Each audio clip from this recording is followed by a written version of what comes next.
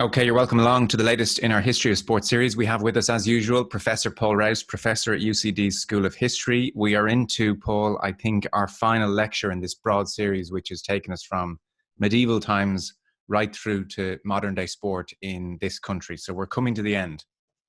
We're coming to the end, and we're coming to a 50-year span from 1970 until now. Nobody will be happy with this lecture insofar as anybody was happy with anything we've done so far. Nobody will be happy with the choices that are made here. Nobody will be happy with the privileging of certain pieces of history above others. Everybody will have their view on what should be spoken about and of the judgments that I hold, and that's exactly how history should be. History should be a debate over what matters more than anything else. It should be a debate rooted in evidence, and I suppose it's particularly the way debate goes now in the modern world. I'm not open for insults, but I'm open for complete and utter disagreement. Okay, so give me an example of what you mean then. What might somebody say at the end of this, that a complaint they may have of a choice that you've made? Okay, so we can't obviously tell, and it comes down to what history is. History is not the past, or it's not what everything that has happened. It is the story we tell ourselves of what matters within the past to us in our interpretation to best explain it. Now, obviously, it would be hard. You couldn't even tell the story, despite the lack of sport that's being played this year. You could not tell the story in 40 minutes, even of the sporting world of this calendar year alone. So you obviously have to leave out whole swathes of history in what we do. So we will barely mention Stephen Roach and cycling, and winning the Tour, the three things in the same year. We will barely mention Italia 90, and so on. So in individual sporting events will not get the type of attention that people think that it should get. What I'm going to try and do instead is to frame up the various themes of modern sport that matter, and then people can see how that fits into their own particular sporting interest. And there will be whole sports not mentioned at all. Like, we haven't mentioned, for example, badminton at all in this across the last 11 Oh, I know. years. I mean, the phone lines have been hopping. No, Joe, don't take that tone. We haven't mentioned squash. We haven't mentioned snooker or billiards, really hardly at all. So these are sports that really matter to the people who are involved in them. Mm-hmm. But what we're trying to do, instead of giving a roll call of every sport or telling the history of every sport, is tell the themes and trends into which our sporting experience fits. Okay, understood. So it's on that premise that we'll embark on this then. So sport since 1970. This is not just recency bias or me wanting to center myself at some particularly interesting time. I am right in saying that we are living through extraordinary times. I don't mean the pandemic. I mean the internet. Oh, like, this is the story, first of all, of the last 50 years when it comes to sport. Is the story of extraordinary change. And it is extraordinary change rooted in huge societal change. And if you look in the context of Ireland, I'll come to the internet in a second, but if you look at the context of Ireland, look at the scale of social and economic change. In 1970, it could rightly be said that Ireland was still largely an economic, a country dependent on the agrarian world, on farming and on spin-off industries. It is now entirely given in large measure to high-tech industries and to pharmaceutical industries. In 1970, Ireland wasn't part of the European Economic Community, and it is now part not just of an EEC, but of the European Union, with all that means in terms of sovereignty and how policy is made. Look at the decline of the Catholic Church. You look at the manner in which people attended Mass in 1970, numbers way above 80-90%. And now it's collapsed, particularly in urban areas. You look at the sexual revolution, in which the number of people who now don't get married or move between partners and so on is entirely different. You look at the fact that in 1970 we're just in the ground slopes of a kind of a nasty low-grade war in Northern Ireland, and look at the cycle that's moved on from that. And then, as well, crucially in terms of sport, look at migration. Look at the number of people who have moved from this island and to this island, and how that has changed sport in the last number of years. So sport fits within that broader social and economic change. And there are a couple of key aspects here that we'll talk about. first of all, disposable income, notwithstanding the problems that are in the country, notwithstanding the people who are really suffering, notwithstanding the fact that there is a huge discrepancy between people who have a lot of money and people who have none. It is an undeniable fact that Ireland is a significantly wealthier country than it was in 1970 in terms of riches, and that has coloured sporting choice, number one. And number two, this brings us to your point about the internet. The change in technology and in communications since 1970 is extraordinary. So many houses in Ireland just had a black and white telly with just a channel or maybe two channels in 1970, and now many people essentially have what amounts to a television in their pocket as they walk around, and that is a change which we are only in the ground slopes of understanding how our world, including our sporting world, is being changed and is about to be further changed by the growth of internet technologies, in particular the ubiquity of the smartphone, but also the impact of artificial intelligence.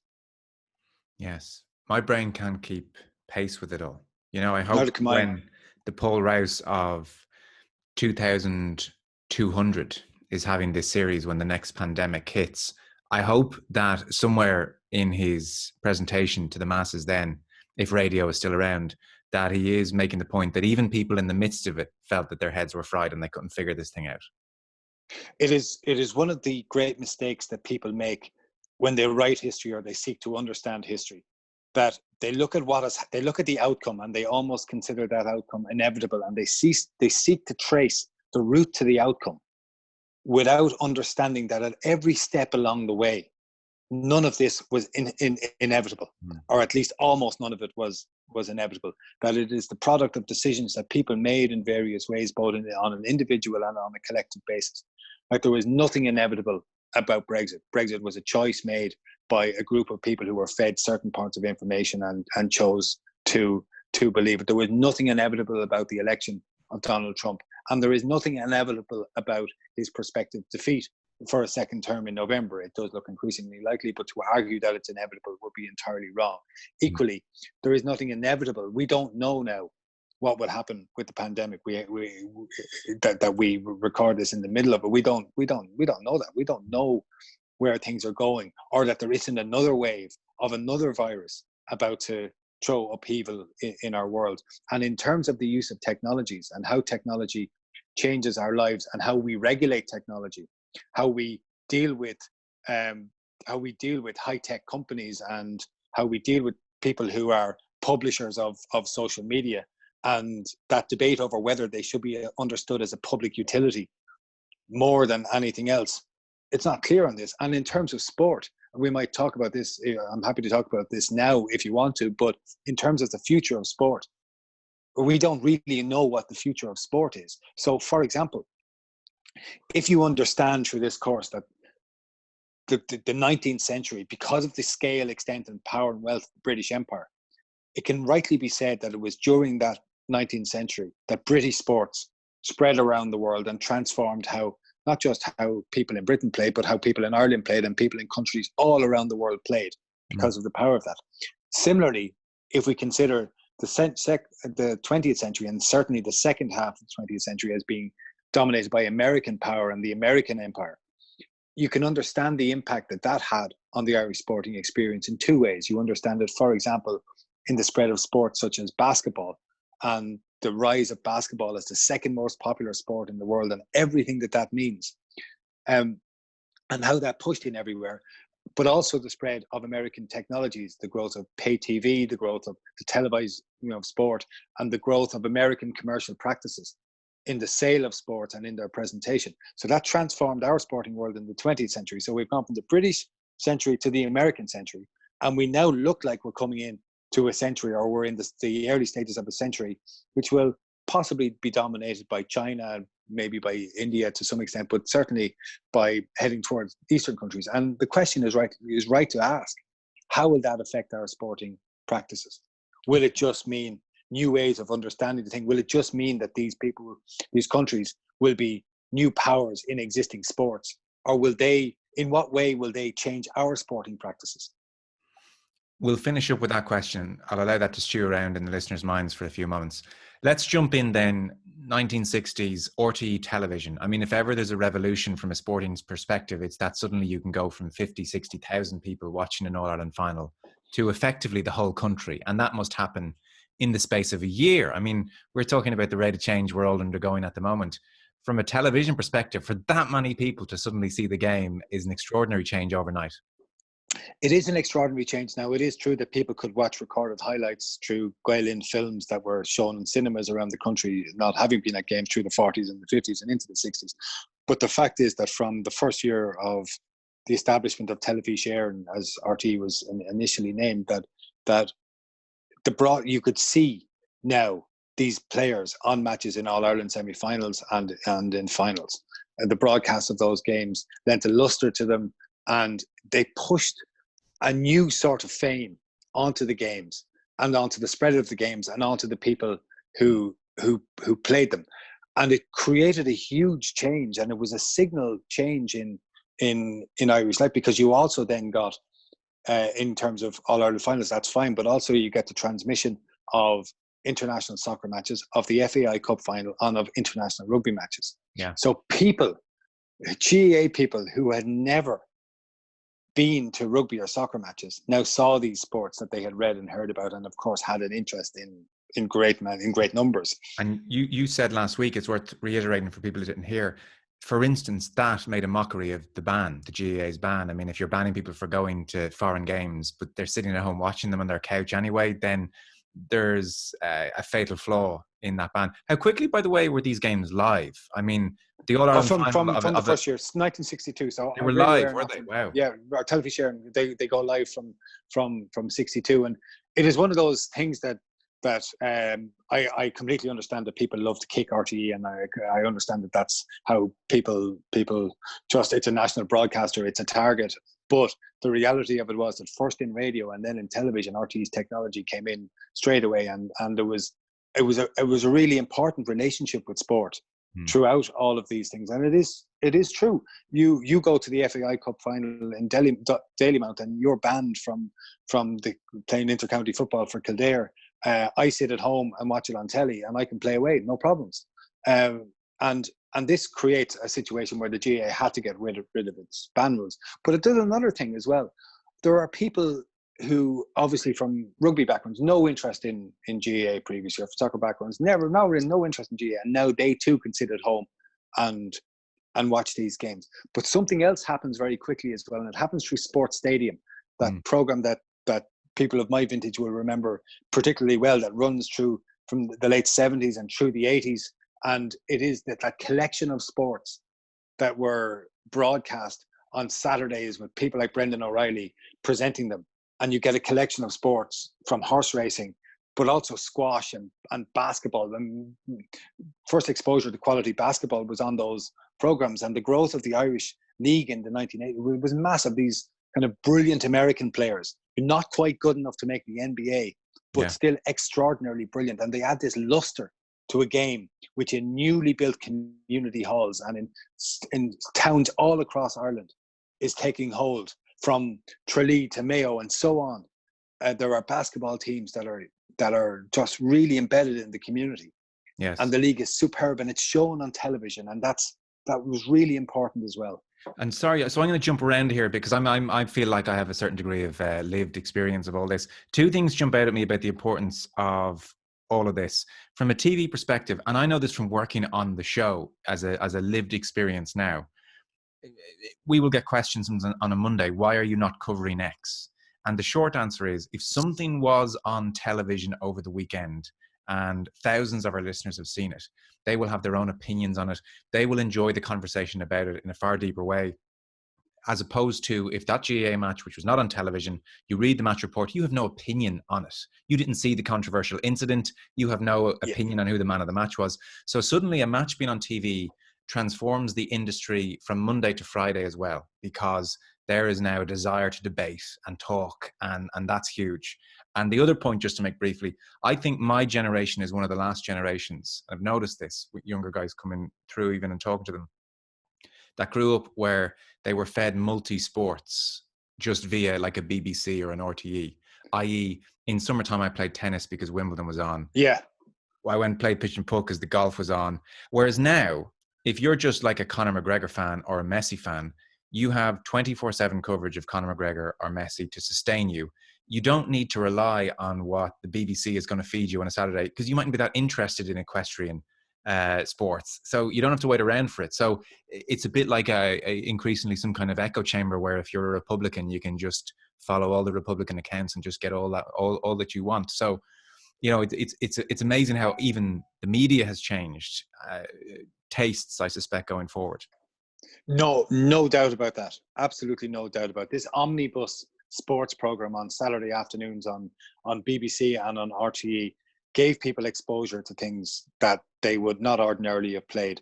The fact then that when dedicated sporting coverage of major events, and if we think about it here, we think about it the Irish and British Open in terms of golf, we think about it in terms of the horse show. I suppose you were probably one of those kids who built the fences in the back garden for doing show jumping over, just pretending you had a horse under you when you were running around. I suppose as well, people picked up tennis rackets during Wimbledon. 100%. But you can see how golfers understood this. If you may remember that when the British Open was given to Sky or bought by Sky from the BBC, and BBC lost the rights to it, that people like Rory McIlroy and others spoke out about it because they understood that what this did was it took it out of the living rooms of very many people whose first dabble in golf was prompted by seeing people play it. There's not a single golfer you will talk to now from the age of 30 upwards who, if you ask them why they got into the sport, they will either mention watching the Masters late at night with their parents or sitting in front of the Open on BBC. So that's now gone. There's now no major golf on terrestrial TV. The BBC don't even have highlights anymore. It's gone. It doesn't exist. And this is really important, and it's really important in a whole load of different ways. And people have to. This is again the idea that there was nothing inevitable about this. This is the product of choices made by sporting organizations. So you have to look at the upside of it as well. So the upside of it is there is, for those people who can afford it and who are already interested in it, or whose families are already interested in a particular sport, they can watch almost unlimited coverage of most sports if they've got the money for it at the moment, because they can get access to the particular channels that they can see. Number one. Number two, there is a range of expert opinion in certain sports where you can learn from their expertise when they comment on those sports, because they're given so much time on golf and so on, that they can do interesting things, and they've so much airtime to fill on these channels. So that's good. And there have been technical innovations in the coverage of sports that have been driven by pay TV companies in the beginning, at least, which have transformed how people have been able to watch and engage with sports. So it's not just a simple tale of, oh, it's terrible, these sports have gone on pay TV. And finally, what it has done is it has created an inflow of money into a huge range of sporting organizations because of the rights that people are now charged to watch TV. TV companies can then pay the sport a much greater sum of money than ordinary free-to-air TV companies can pay. So they're the positives for the sporting world. Sure. The negatives for the sporting world are that what you do with the money is really, really important once it comes in, because once you sell yourself to a pay TV company, you sell a certain amount of your sovereignty over your sport and access to your sport and how your sport is run, the times it's played at. And the minute you become dependent on that money, you are in a lot of bother. And you can see the pressure that the Premier League in England came under when it became clear that they were about to lose Sky money because they were not finishing out the season, and who knows when they would start the next one, and so on through the NBA in America. The demand of American football start up immediately. So there is a cost to getting that money. It's not free money, number one. Number two, you change your viewership. The minute you go on to pay TV, you change your viewership. And like, I'm going to really try not to speak about the GAA on this, because obviously I have a very, very particular view on the idea that an amateur so-called community-based organization, well, it is a community-based organization, but there's a huge tension between that and the sale of games to pay TV companies, notably the fact that it was done in the middle of a brutal recession. So that matters. But for professional sports, what it does immediately is it changes access to the people who watch your games, and it is fundamental to the shifting demographics in the class. Like, look at the people now who go and watch, for example, Arsenal in London compared to who used to go there in the 80s, and so on across the sporting world. That changed the nature of soccer from the 90s. Now, some of those changes are for the better. Stadia are better, pitches are better, there's more players, more interesting players, but there is a cost to that too. Let's dial back around for a second then. So you mentioned it at the beginning of the chat. We were in the midst of the Troubles during this period. So what effect did all of that have? What did those decades have on sport on this island? Well, in certain instances, it meant death. To be associated with a sporting organization meant that for some people you were a target.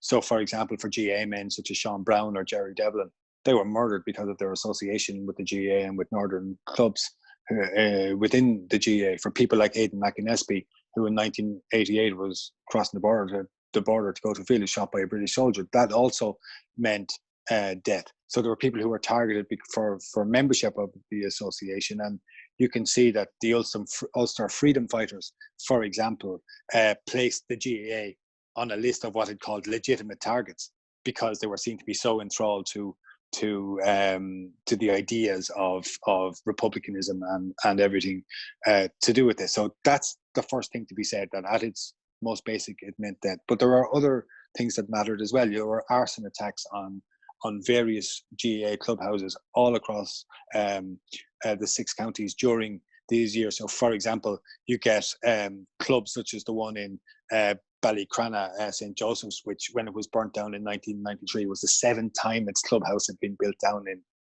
in 20 years. So that also matters. Of course, arson attacks work both ways. There were also the Republicans who burnt down cricket grounds because of their association with our apparent or claimed association with British sports and with people who played in them. But the violence came to clubs as well, people who weren't targeted. So you get men such as Henry Livingston, who was a former soldier in the Ulster Defence Regiment, and a farmer in County Armagh who was killed. And he was a rugby player in the Armagh club. So his death obviously feeds into that club, even if he's not shot because he's a member of that club.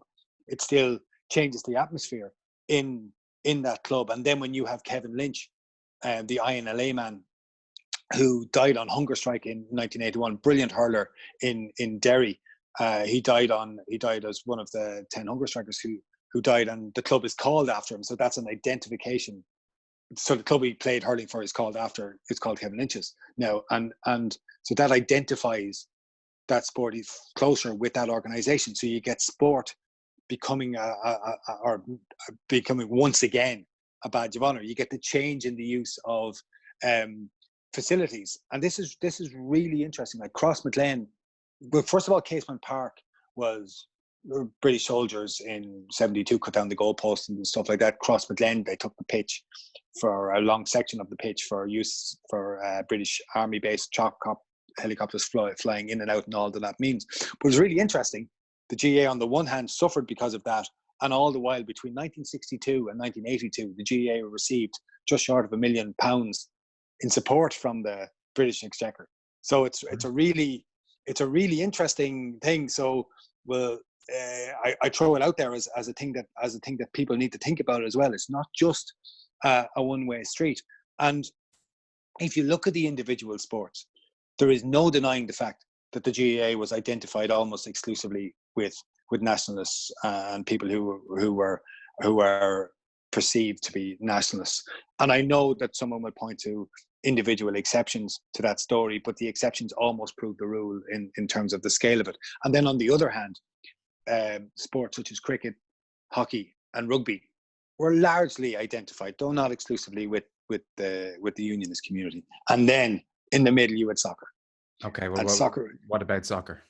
Soccer's really interesting during this period. So you had Derry City, who profoundly nationalist club, who end up getting dispensation to move and play south of the border. And you have clubs such as Belfast Celtic, which basically end up not being able to play anymore. But you have other Catholic clubs and you can tell from the club that someone is involved in, essentially, what their religion is. And the great moment in all of this, the stunning moment in it, is 1982 when Northern Ireland progressed in the World Cup, beating Spain in the way. And the captain of the team that day is Martin O'Neill, originally a Gaelic footballer from Derry and Belfast, and Jerry Armstrong, who also played GAA. So who scored the winning goal against Spain. So you see that, you see these things happen. Soccer is more of a space where there's conflict, because although the goal is scored, the King is captained by Martin O'Neill and the goal is scored by Jerry Armstrong, the terraces in 82, the chanting is loyalist chanting. And there's a lot of red, white and blue on the terrace as well as green. So it's a complex shifting scenario when it came to soccer. Yeah, it's not much better in 93 in that World Cup playoff. Oh, cruel. The atmosphere that day in the first, it's sometimes forgotten what happened the first match between the Republic of Ireland and Northern Ireland in that qualifying campaign, when the Republic of Ireland won 3-0 in what was really a stroll in Lansdowne Road, and the crowd chanted there's only one team in Ireland. And that really got up the back of Billy Bingham, the Northern Ireland manager at the time, but also the supporters of the team, and I don't doubt the players as well. I mean, it's a fairly galling chant. It's pretty funny. It's pretty funny as well. It is. I mean, you can understand why you sing it, because if they're 3-0 up, you're allowed to sing it. Well, you're allowed to sing it, but there's always, when you taunt your opponent, there is always. No, it's loaded. Look, there's no doubt it's very loaded as well. Yes, and on a sporting sense alone, though, the minute you engage in a taunt like that before a second match is being played, you're open. But the peculiar context of '93 is the game in Windsor Park, where the Republic of Northern Ireland were out of the qualifying campaign. The Republic of Ireland essentially needed a draw to go through, results elsewhere being okay. And what happened was just an extraordinary atmosphere of bile and hatred, and a couple of Republic of Ireland fans got in, but not really. And everybody who was involved in that game that day talks about the atmosphere in the ground and the manner in which it was whipped up. And Republic of Ireland obviously eventually got the late goal, which allowed them to progress. But the context to that match was really interesting and appalling. And the context to that match is the fact that the Ulster Freedom Fighters, the UFF, had killed 8 people in the Rising Sun Bar attack in Greysteel, and the IRA had killed 10 people in a bomb in a fish shop on the Shankill Road. So that is the context of death that comes around this, and it added more to the whole story. Talk to us then. That's, by the way, fascinating about the British Exchequer giving £1 million towards GAA. Talk to us maybe more so in the Republic for a moment about how the Irish governments during this period that we're talking about, 1970 through to something approaching today, how has the Irish government, or indeed maybe even the European Union, engaged with sport? Well, it works on different levels, and you have to separate the two levels, even though they're both interlocked. And on the one hand, it's about sport for all, and on the other hand, it's about support for elite sport. And if we take, first of all, sport for all, the sport for all movement in Ireland was essentially driven by changes in the European Economic Community in the 60s. Even before Ireland was a member, it began to become aware, and you can see this in government files, of what was happening in Europe, and in an attempt to get people to become more physically active. And it gathered momentum through the 70s after Ireland joined, and it pushed the Irish government, who through successive Irish governments had followed the lead of the British government and not really investing hugely in sport for most of the early decades of the 20th century.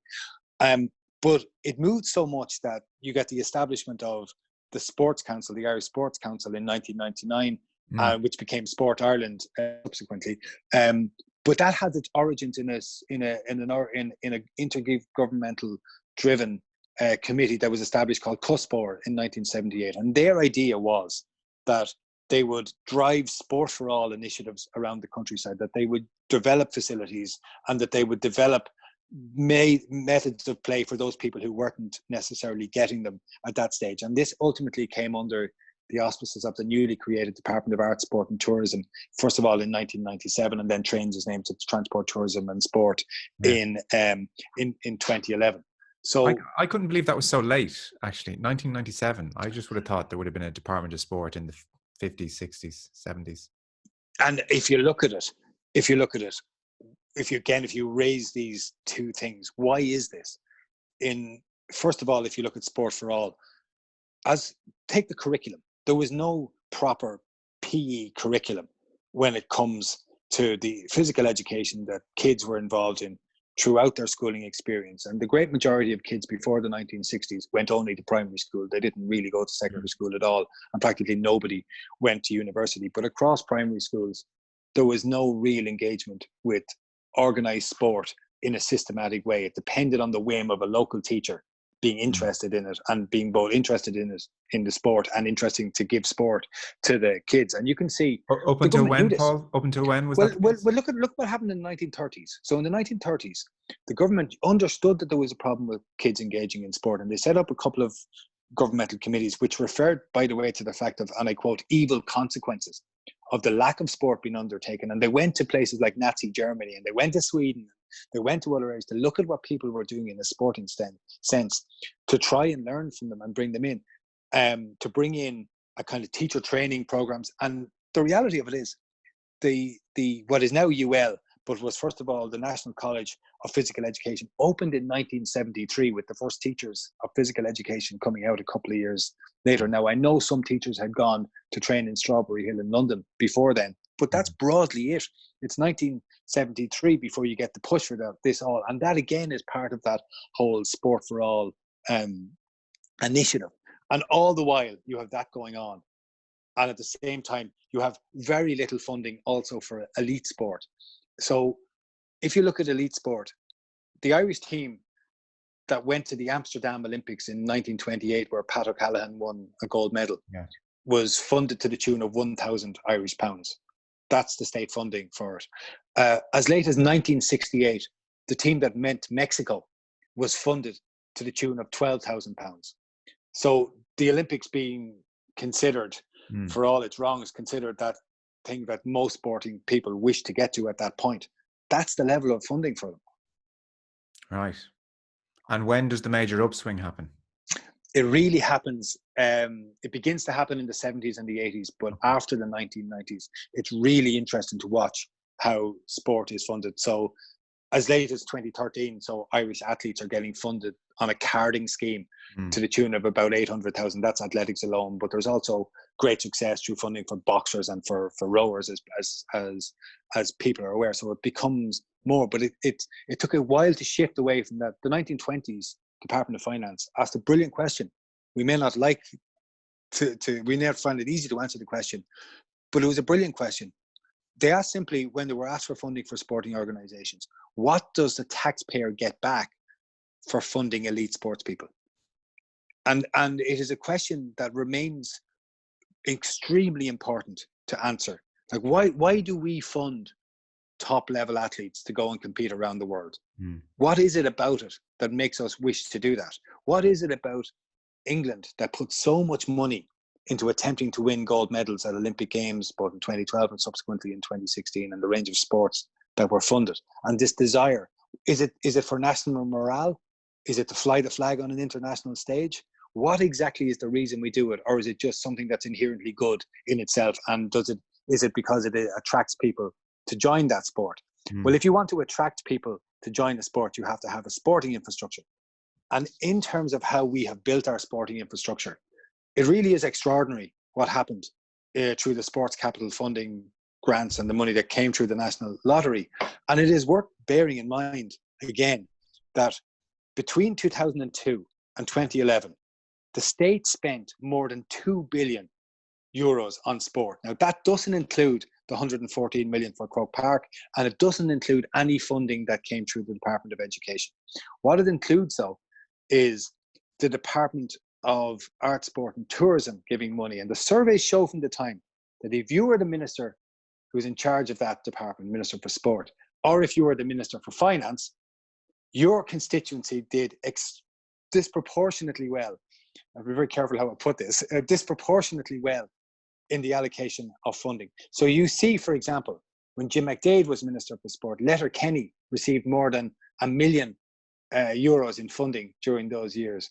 There was an enormous sum given to Letterkenny UDC, and then St. Eunan's Club in Letterkenny received enormous funding. Now, I'm not saying that they don't deserve it. I'm not saying at all that they didn't deserve it.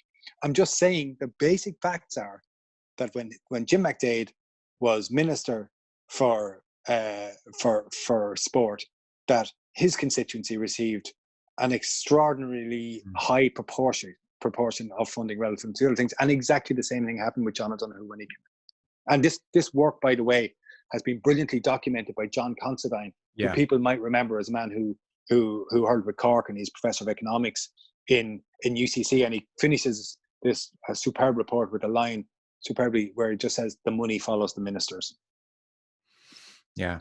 If I'm not mistaken, I'm hesitant to say this because I'm working off memory, which is a dangerous thing to do in this game. But I've a pretty vivid memory of John O'Donoghue noting the irony that when he lost whatever election he lost, he noted that the Count Centre was in the very sports hall that he had brought to Kerry.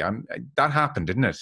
It did. I think he was somewhat shocked that the people should not have been more grateful for him, and that in this context of where he was live on television subsequently, that this was not acknowledged in the ballot box. But I mean, I mean, it's not surprising. It's symptomatic of our parish pump political system, and of course, if you're the Minister for Sport, listen, I mean, you mentioned that about Jim McDade and Letterkenny as if this was maybe a bad thing. I mean, if you're Jim McDade, I mean, you can't say this loudly enough. Damn right I did.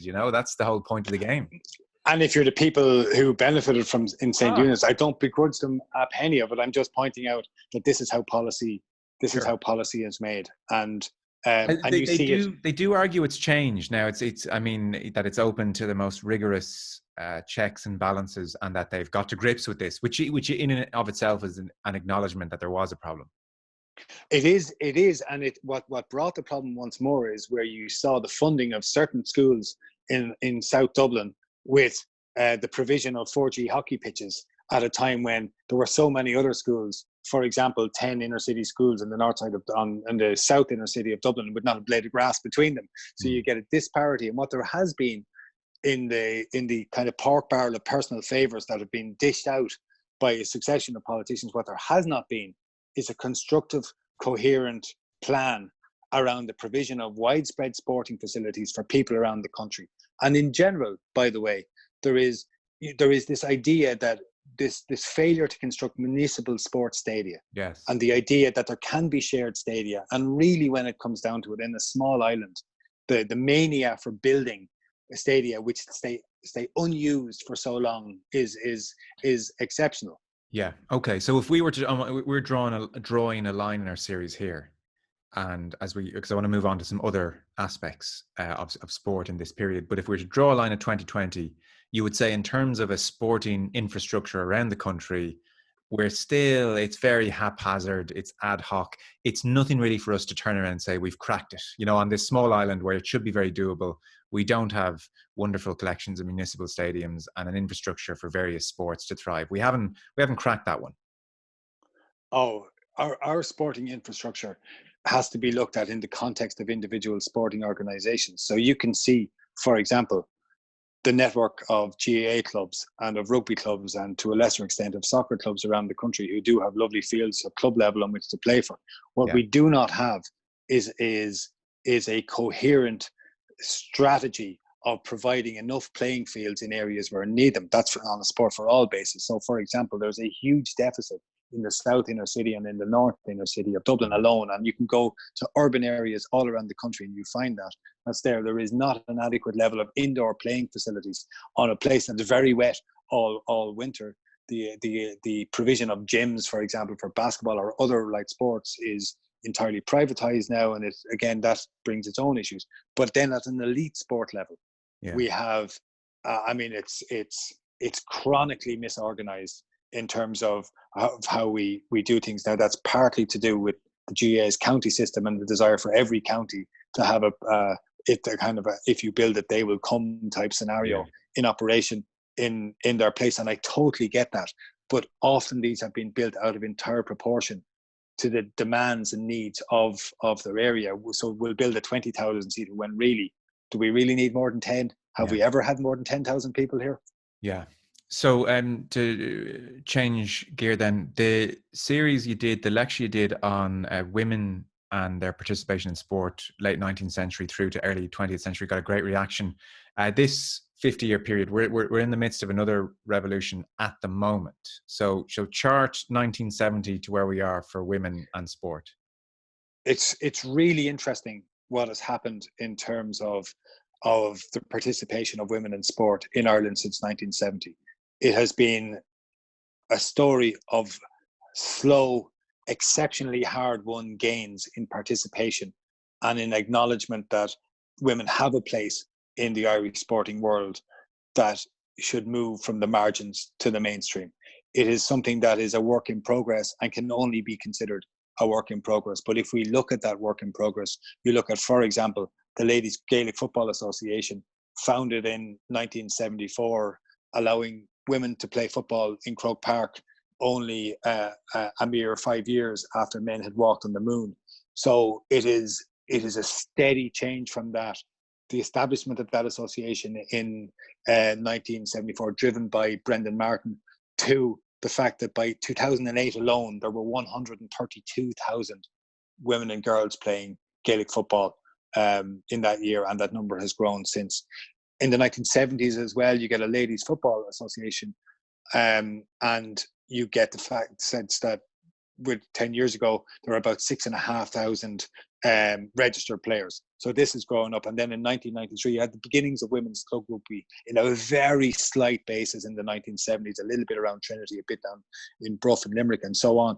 But 1993, the international women's team, the early 90s, the international women's team gets going, but grows so much that by 2013, it wins a Grand Slam and then made the semi-final of the World Cup in 2014.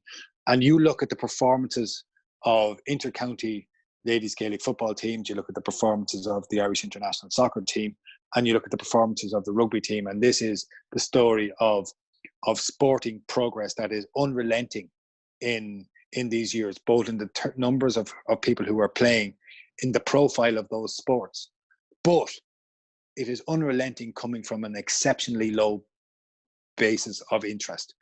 And the challenge will be to continue that as it gets more and more difficult to do it. And what has helped in the spread of certain sports and in changing people's perception of what women are entitled to do are also not just field games icons, but also people such as Sonia O'Sullivan, whose performances through the 90s and into 2000s enthralled people. I mean, it was a national soap opera, from like the Lost Gold of Atlanta in 1996 to silver in Sydney in 2000, and even before that, back in Barcelona, that fourth place being tipped, and you know the questions about some of the people who beat her in races. So there's Sonia, and then more recently Katie Taylor, and I think nothing could be more evocative on the change in perceptions of what women are able to do in a sporting sense than the fact that one of the most admired sports people in the country, and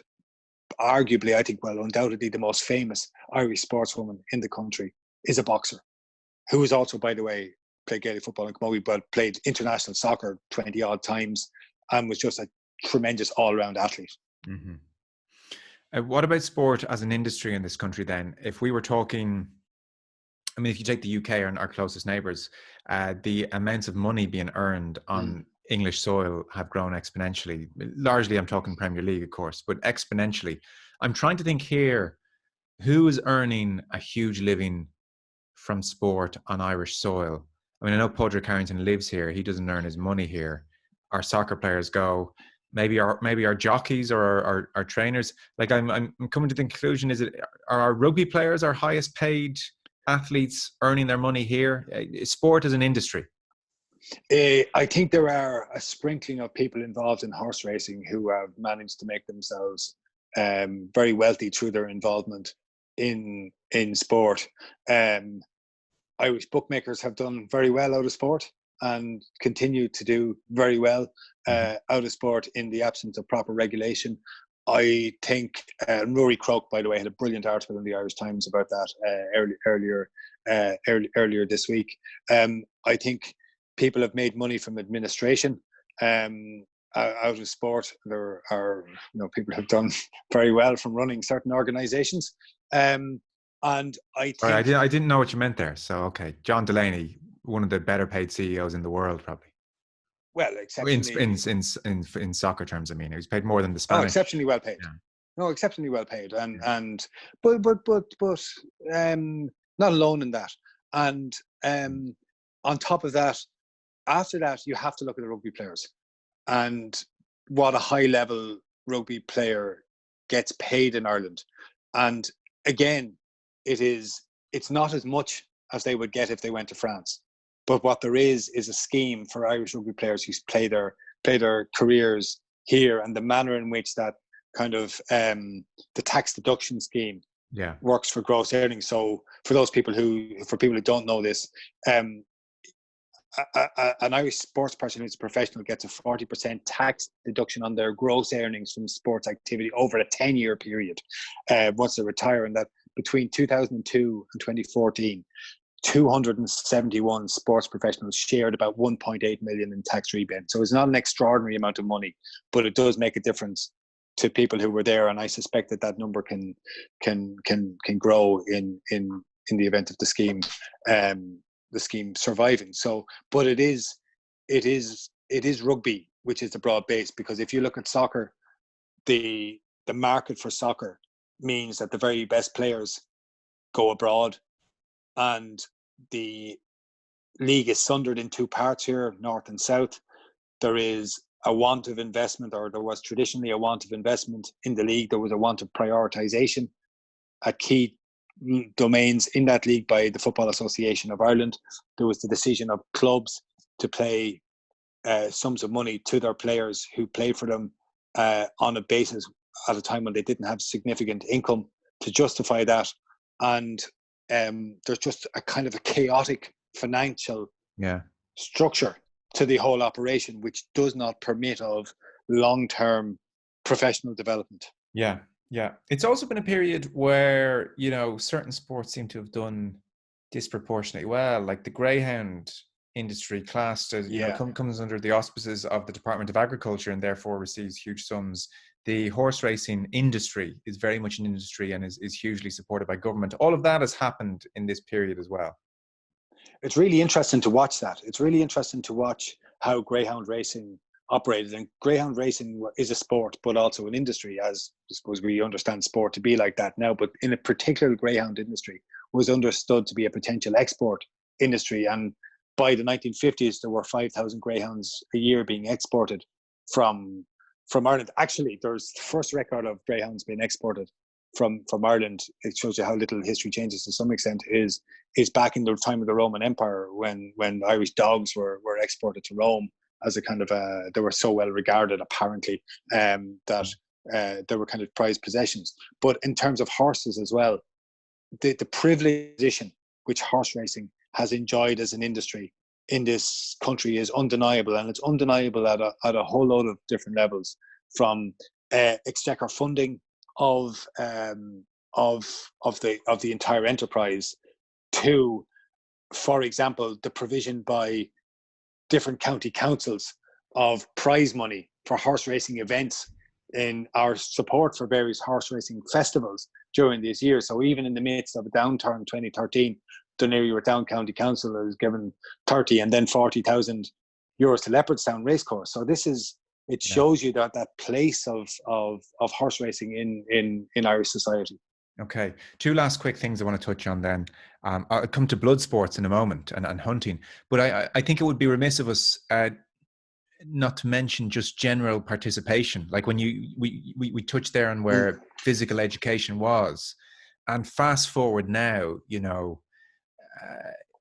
men of a certain vintage understand they have to exercise. I mean, there was the recent study about the exercise being undertaken in the midst of the pandemic. It was sky high. Everyone's out doing something. I'm thinking of Ron Burgundy talking about jogging with a soft J. This is the thing. Apparently you just run. It would strike me that amongst the masses, we are a more active bunch. We are a healthier bunch, smoking banned and all that kind of stuff only in 2004. Anecdotally, I would put it to you, we're out there doing more. There's more people who own a pair of runners and some exercise gear, and they're doing something. Is that true? There's certainly people buying more runners than did previously, and aspire to going out and running. And if you look at, it's work by Peter Smith in Sport Ireland, which has charted this over a period of years. It's the Irish Sports Monitor, and how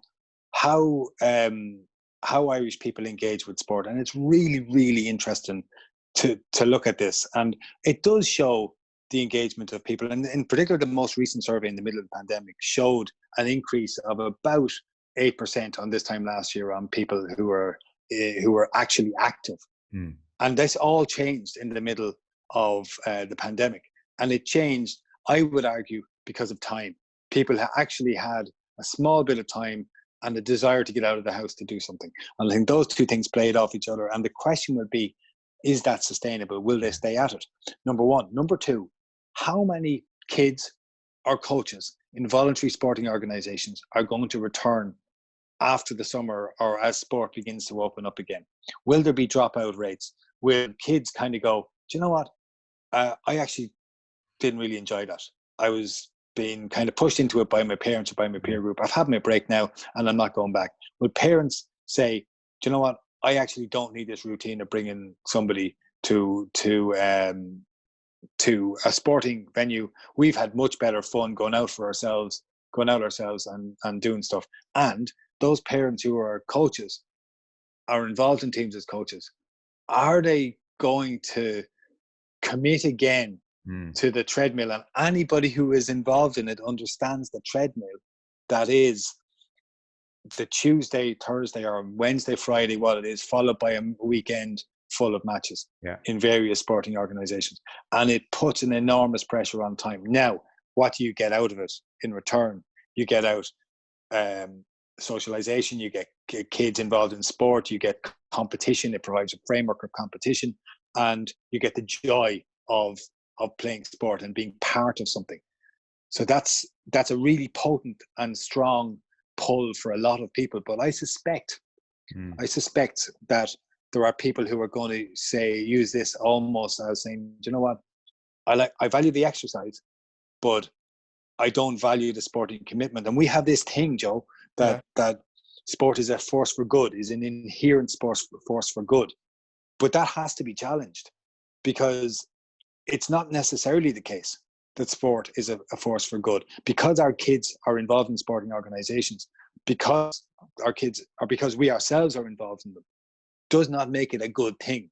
It's what you get out of it, and what it does for you as well is also really important. Yeah, very interesting. And even as you were talking there, the point I put to you about how we're possibly a healthier bunch or a more active bunch, I mean, even as I said it, another voice in my head was saying, well, obesity levels are at an all-time high amongst kids as much as everything else, But then again, maybe it's not mutually exclusive. People could be exercising more, and also just lifestyle and eating habits are bad. So I don't know. Your dog is howling there, is he? He's once again he's a beaut. So I don't know, actually, when you're summing up the last 50 years as we arrive at 2020, are we a healthier bunch? I mean, from an obesity point of view, we're not. Well, there's a really interesting thing happening at the moment, which is about sport, and it's changing the nature of sport, and it involves eSports and online gaming and the growth in online gaming. And I understand the attraction for people, and I understand why kids want to do it, and I understand why adults get drawn to it. It's not something that is ever but crap at it, and I have no interest in it. But in all of this, there was a gaming kind of world championship or significant competition played last year, and the prize money for it was more than it was for the FIFA Soccer Women's World Cup. So this is another world that exists beside the other world of change, and it's a reminder that society is never just one thing or the other at any given time. And people's diet, for all that there is much greater education around people's diet, there is also more disposable income for in a lot of places, which facilitates people eating and drinking the type of things that are not conducive to good health, Yeah. or to shedding weight. And those two things are in conflict, or there's tension between them. And on an individual basis, we face that conflict in the choices we make. Things and I mean, don't ever the go through my pandemic is. don't ever go through my bins. I mean, it's a shameful litany of Well, bad choices. well, you've clearly been quite kind to yourself during these couple of weeks, Joe, and So right, what I'm going to do here, by the way, is I know we were going to talk at the end about the future of sports. I'm going to park that for a few weeks because I think I'm going to give you time to think about it. We'll come back and do that again, and the clock's against us here. Just to mention before we go, blood sports though. So where are we? Because I mean, this has come up throughout our 10 lectures. This is in the fabric of the country. People love blood sports. So at the moment, it's obviously, you know, the lefty liberals, as they'll be accused of being. This is a shameful thing to be doing. This has to stop. Where are we in terms of officially what can happen? Okay, so when it comes to hunting and to all manner of blood sports, it must be acknowledged that there are a group of people who will not, on any account, consider it sport. They believe it is not sport. They believe it is barbaric, and they just cannot acknowledge that. I prefer to look at it in the context of the reality of the world as it has been and continues to be, rather than how people may wish it to be. So I look at it in the context that this is an activity that people used to call sport, and it still fits for some people within that thing. And I think it must be understood as an activity that humans engage in an organized fashion that has clubs, and we can argue about whether it's appropriate or not, but it is still fits within the frame that I wish to talk about when it comes to sport. So in an Irish sporting context, we saw that cockfighting and dogfighting and bull baiting had been outlawed before the 1840s. It remains the case that cockfighting continues in Ireland, and we are now currently in the middle of prime cockfighting season. Now, whether it has been possible to stage cockfighting in the last couple of weeks, cockfighting is normally the high point of the season, is Easter to July, more or less, and whether it has been possible because of the pandemic and everything that goes around that to stage cockfights, I don't know, but there were certainly some in Ireland last year. There is dog fighting. We know this on a regular basis in the country, and that's real. On top of that, badger baiting. The last account of badger baiting I can find, although it may continue subsequent to this, is in Kildare in the 1950s, when a Sunday newspaper here found, they just did this undercover investigation, and found this badger baiting taking place one evening in Kildare, and have brilliant photographs of it. And in the crowd were local men, as you would expect, but also women and children who were at this event. Now, I don't know if it still continues. I'd be really interested to hear from people if they think that it still continues. So then we go to more mainstream sports. So coursing is not banned. Coursing continues to draw huge numbers around the country. It's been modified in terms of the management of the hares and the management of the dogs, but it is a sport which is still in existence, still draws a lot of people to it, and is still very well regarded in certain communities. Stag hunting was banned in 2010, but fox hunting continues, and this has happened despite more than 50 years of lobbying from the Irish Council against blood sports. And it should be said that there is not the same division in Ireland over hunting and everything to do with it as there was in England. The nature of British society, its deep urbanization, even in comparison to here, meant that there was a real heavy clamour for the banning of hunting in England. And I think that same clamour, there was some of it here, but not to the same extent. Okay. On that note, let's put a pause in this series, and that brings us up to 2020. I see what you mean. How it's hard to even scratch the surface of these 50 years that are fresher in the memories. But that was a very decent effort to do so. Paul Rouse, professor at UCD School of History. Thanks so much for even the last 10 weeks. So that is kind of the overview of medieval times through to modern day sport. It got a brilliant reaction. all the podcasts are there if you look up in the highlights section on our podcasts, or equally, if you download our new app, you'll be able to get all 10 episodes there. So I think you've got corrections and different bits and bobs on at the moment. We're going to put a pause on things for a while, but we might do a deeper dive into one or two subjects which we had to brush by throughout the series. Is that the plan? I think, yeah, at some point in the future, we might look at things like Ireland and the Olympics, or we might look at road bowling, or the various different sports, and which didn't really get a mention here. And I think it would be really interesting to look at some point on what we might consider to be the future of sport. But Yes. In terms of how this course was taught in UCD over the last, well, the guts of 20 years, the broad frame runs across those 11 weeks from the medieval period until whatever day the final lecture on the course in any given year is taught. So we might throw in some add-ons around it, and of course the course would normally have seminars attached to any lecture that was going on, so it's not exactly the same thing. Sure. But No, it's a reasonable taste of it. Well, if anyone wants to write essays or critiques of the course, just address them to Paul Rouse at UCD, and he's promised he'll mark them and return them to. Well, Joe, it is actually interesting. I spoke to your colleagues in the production team, and you will be receiving an online paper after the news, and it probably won't be the greatest radio of all time, but I look forward to seeing how you get on with it. Well, I have to say, I have found it brilliant. I really have. I did a history degree, but there was no sport component, so I really enjoyed it. So thanks so much, because I know it was a lot of work on your part to come on every week and do it and think about it and prep it. So no, my pleasure. My pleasure. Much appreciated. Paul Rouse of UCD. Thanks so much, Paul.